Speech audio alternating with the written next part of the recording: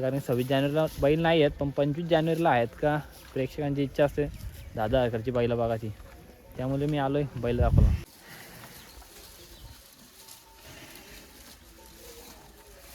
26 जानेवारीला सोमवार असल्यामुळं ते तर सर्वांना माहितीच आहे, नाही भेटणार आपले 10,000 खर्ची बैल बघा 26 जानेवारी आपल्या देसाई पाटीमध्ये. नमस्कार म्हणजे साऊंडचा पुन्हा एकदा आपल्या एका नवीन ब्लॉगमध्ये. आत्ता आपण कुठे आलो तुम्हाला माहितीच असेल, कारण की टायटल थंबनेल बघितलं असेल.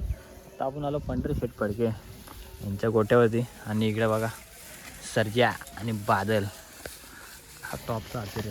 बादल आता पलत नाही सध्या, म्हणजे वय झालं. आणि फेरा देखील टाकला मागे एकदा उसाटण्या अड्ड्यात, चांगलं स्पीड लागलेलं फेरायला देखील. आणि वय झालं असलं तरी वाघाचा रुबावून तसाच आहे जसा आधी होता.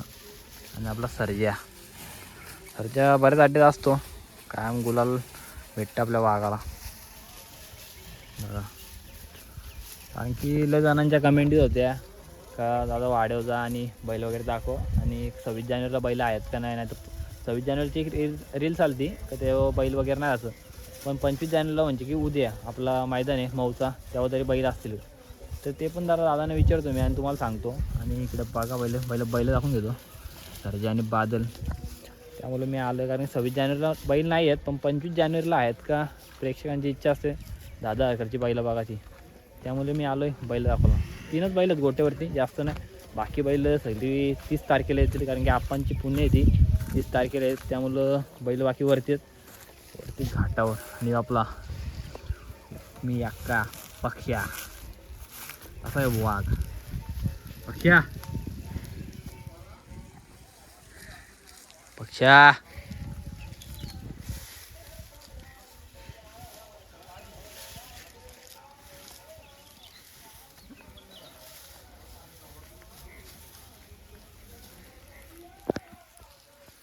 आता मला मी तिथं म्हणजे दादाने विचारतो, म्हणजे नियोजन करणार जात आहेत त्यांना विचारतो आणि सांगतो मला कसं काय. म्हणजे 26 जानेवारीचं बैल नाही आहेत, 26 जानेवारीला नाही, मग आता 25 जानेवारी म्हणजे उद्या रविवारी मऊचा अड्डा आहे, तिथं तरी बैल आहेत का तुम्हाला विचारून सांगतो थोड्या वेळात. पहिले बघून बैल वगैरे बघून घेऊयात.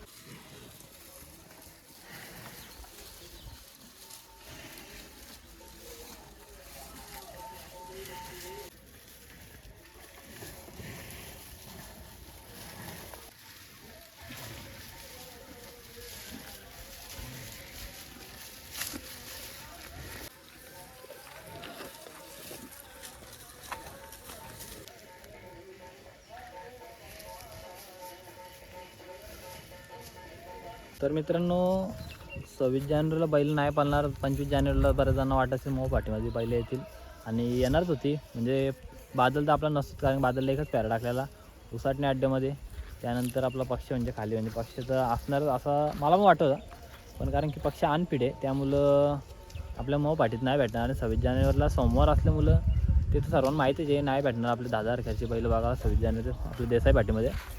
पण 25 जानेवारीला म्हणजे आपल्या मऊच्या पाठीत मला वाटलेलं की बैल वगैरे असतील.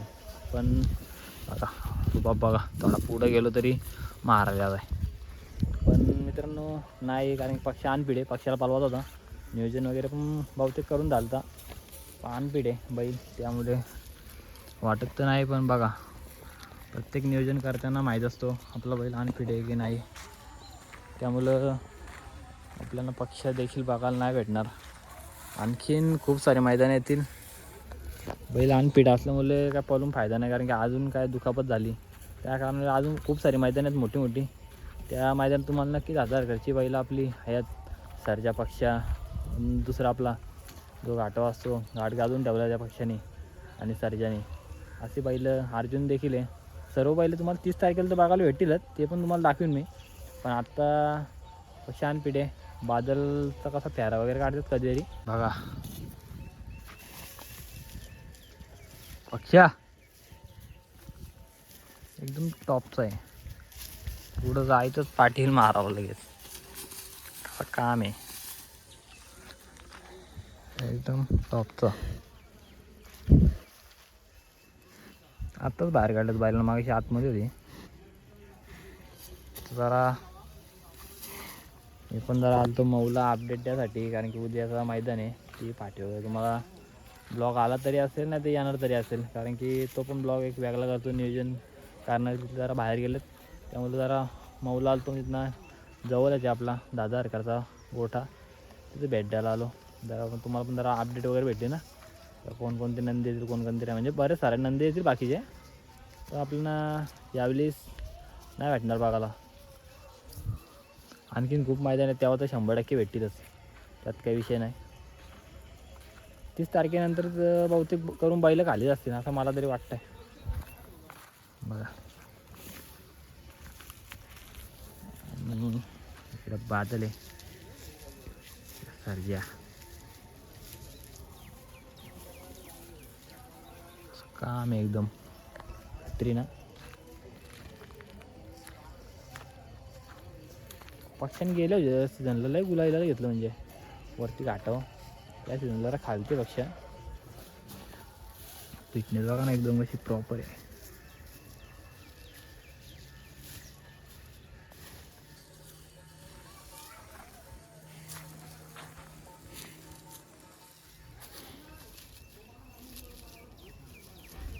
ते मैदान आणखीन दादा सरकारची दावण टॉपला होती आणि आहेत आणि राहणार पण 100%. अच्छा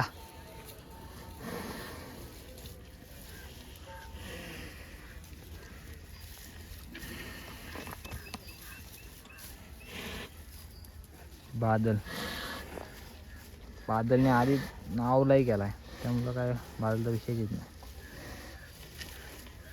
बघा कसं आहे, अजून पण तसंच आहे रुबाब.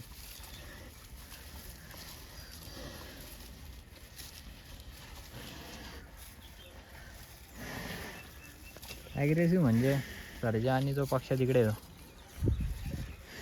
बांधला, तो एक कासऱ्या अवस्था म्हणून त्याला तिकडे बांधला. एक असं 2 कासऱ्यावर राहतं आणि तो एक कासऱ्यावर राहतं, म्हणजे एक असं 2 कासऱ्याच राहावं लागतं. लय डेंजर, पुढे गेलं तरी मारले लगे पप्पवतो. माऊच्या पाटीला याच्या कामात बादल सरजाला पण भेटून झालो, त्यामुळं काय आता डायरेक्ट 30 तारखेला आपण भेटू पुण्यतिला. पुण्यतिला देखील ब्लॉग टाकू, चांगली मुलाखत घ्यायला भेटली मुलाखत घेऊ. आणि तेव्हा तर सर्व नंदी असते. आता सध्या 3 आहेत दावणी नंदी पक्ष्या, म्हणजे दावणीला बरेच नंदी आहेत, ते वरती आहेत आता घाटावर. आणि खूप सारी मैदानं पण देखील मोठी. आता जे बिनजोडला 3 बैलं खाली आहेत आणि बघूयात आता 30 तारखेनंतर बैलं खाली आली. मला तर वाटतं बहुतेक करून खालीच असतील नंतर 30 तारखेनंतर, कारण की मुंबई बिनजोडचं नंतर मोठं मैदान चालू होतील. त्यामुळे आता मऊच्या वाटीत जातो आणि मऊचं कसं काय नियोजनाचा अपडेट आहे तो करून देतो. तर भेटूया आता डायरेक्ट उद्याच्या ब्लॉगमध्ये, म्हणजे नक्की दुसरं ब्लॉग येतीलच उद्या मैदानातलं.